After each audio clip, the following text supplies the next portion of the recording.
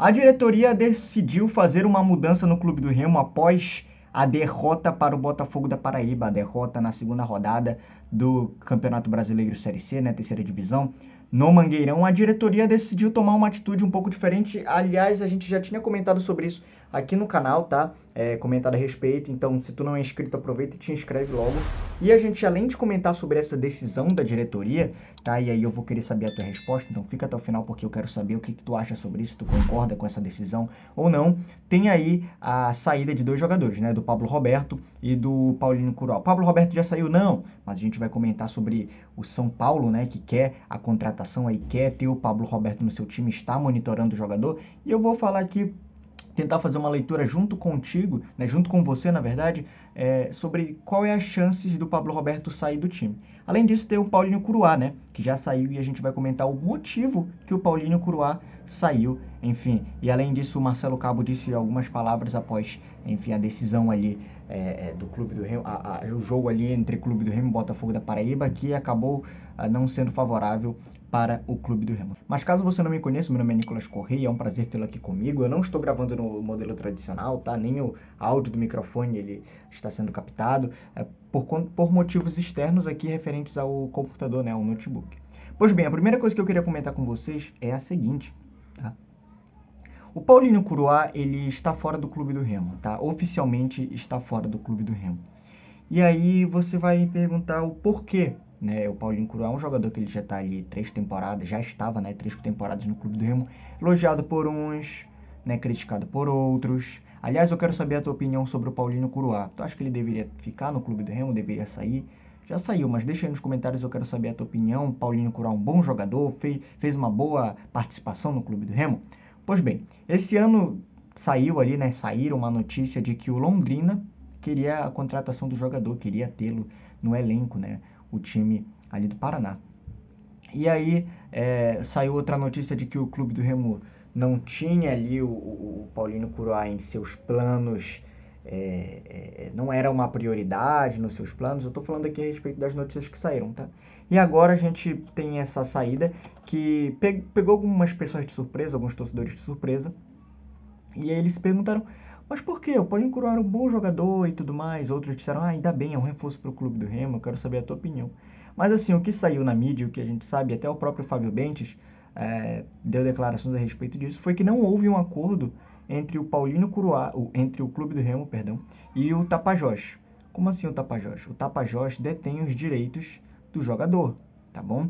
Então, o Paulinho Curuá estava emprestado ao Clube do Remo, mas ele é um jogador pertencente ao Tapajós, time paraense, caso você não esteja lembrando-se, né? E o Clube do Remo, se eu não me engano, tem 50% do passe dele, ou seja, se houver uma venda do Paulinho Curuá, o Clube do Remo vai receber uma quantia, mas o Tapajós estava pedindo valores, né, para o Paulinho Curuá permanecer, esse empréstimo do Paulinho Curuá ele permanecer no Baenão, valores que a diretoria do Clube do Remo, o Fábio Bentes, eles disseram não, é um valor a mais do que a gente está considerando pagar, o que a gente está estimando que é recomendável despender no Paulinho Curuá. Então, por esses motivos e se não houver essa redução de valores, não tem como a gente continuar com esse empréstimo do Paulinho Curuá. Então, o Tapajós, né, ali defendendo seus interesses, acabou por, então, ok, não tem como nós negociarmos se vocês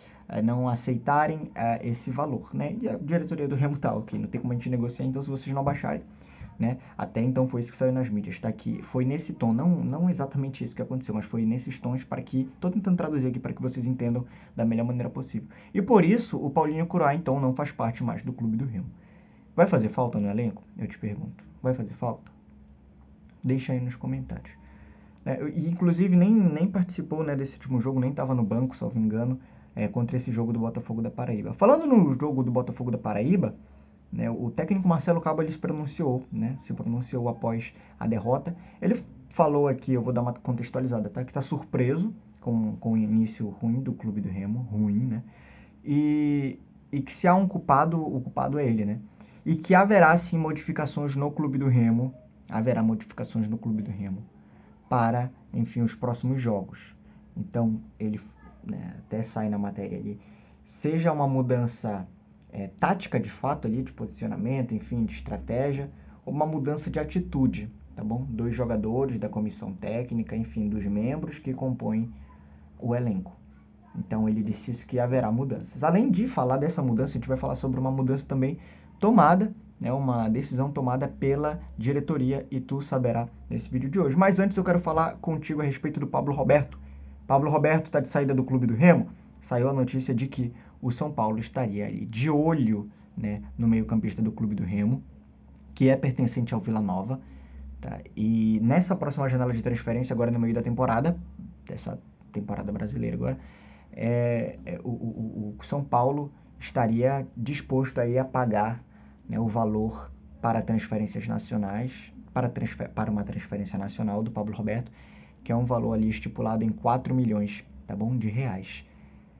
Tá, Nicolas, mas por que você citou que esse é um valor estipulado para transferência nacional?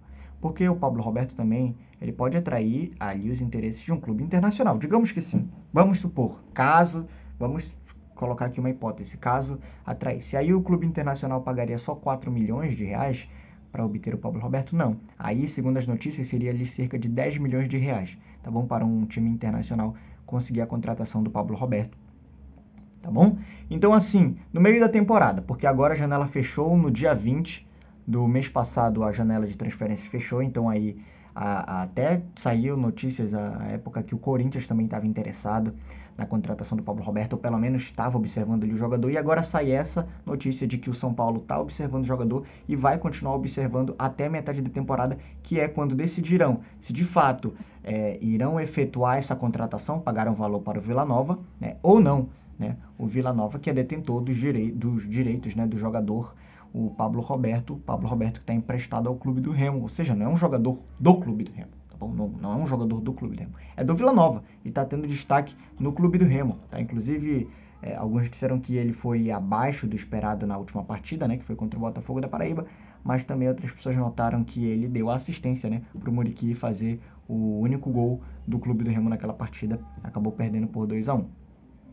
E aí eu te faço a mesma pergunta que eu fiz a respeito do Paulinho Curuá. O Pablo Roberto fará falta no elenco?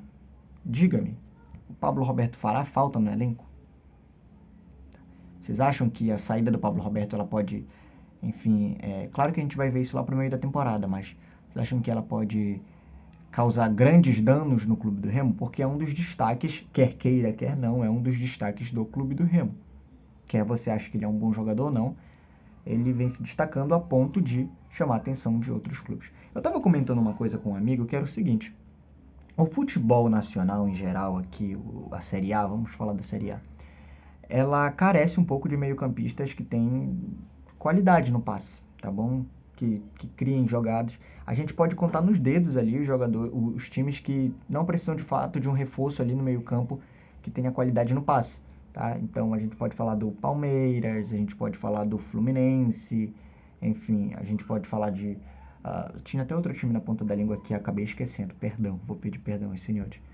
Mas, hoje em dia, todos os times da Série A, tirando esses que eu citei, né, faria muito bem ter um meio-campista que tenha qualidade no passe, tá bom? E eu não vou vamos falar que Santos, o próprio São Paulo, o Corinthians também, tá bom? Que carece alguém ali no meio-campo que tenha qualidade para criar jogadas. Tá? E aí você vai se estendendo a diversos times, tá? Que não tem esse meio-campista de qualidade. Eu estou falando que o Pablo Roberto é esse meio-campista de qualidade? Não, só estou falando que é uma posição tão carente no futebol nacional, a ponto de eles buscarem uma opção na Série C, a ponto dos times do eixo, né, dos gigantes, como chamam, do Brasil, buscarem uma opção na Série C.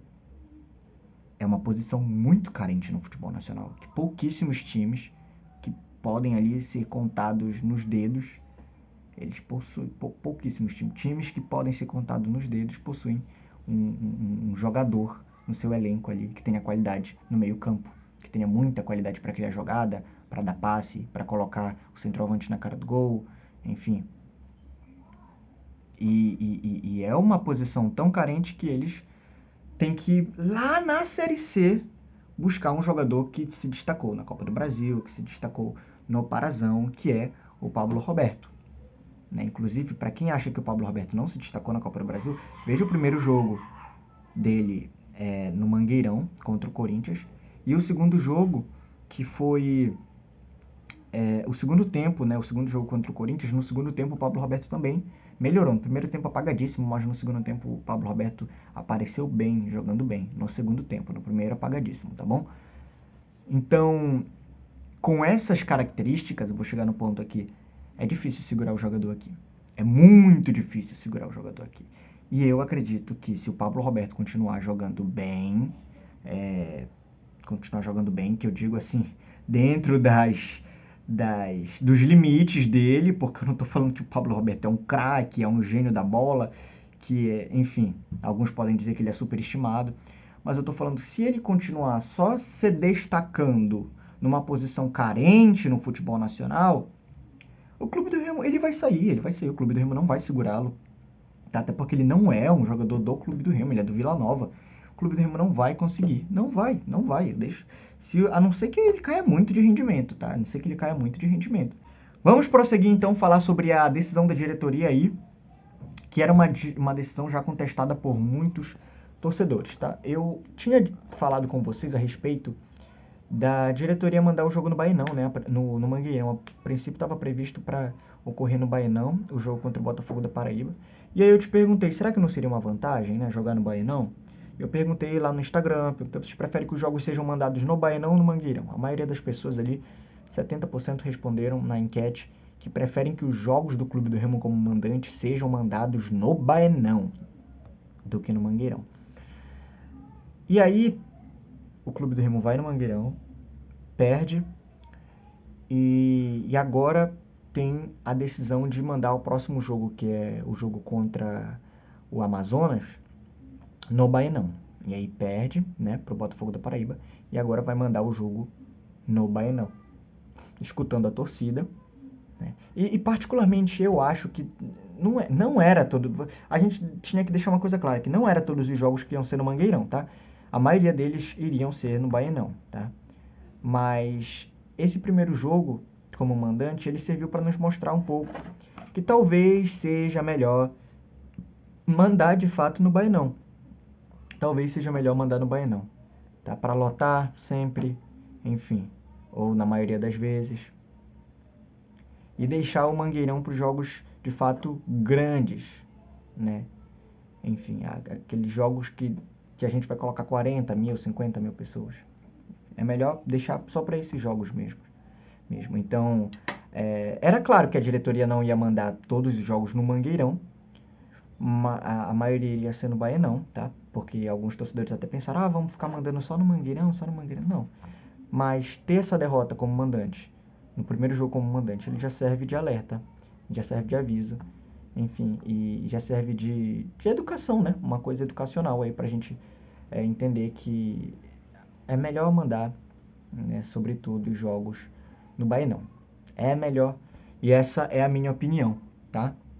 Agora, eu tinha dito também no vídeo anterior, acho que no vídeo retrasado, que se o custo estivesse baixo para mandar no Mangueirão, então acho que até poderia valer a pena. Mas, por exemplo, nesse último jogo, o Clube do Remo teve 90 mil de despesas. Então, não é um custo baixo. Não é um custo baixo também. Não é um custo baixo. Então, sendo assim, eu creio que será melhor mandar no Baenão. Porque até no Baenão, além de encher, tem pessoas que preferem ir ao Baenão do que ao Mangueirão, tá? Enfim, esse foi o meu recado, espero que vocês tenham gostado. Essa decisão da diretoria, comenta aí se tu concordas com essa decisão. Deixa teu like, te inscreve, é muito importante. Eu te vejo no próximo vídeo, então se inscreve aí. Tchau.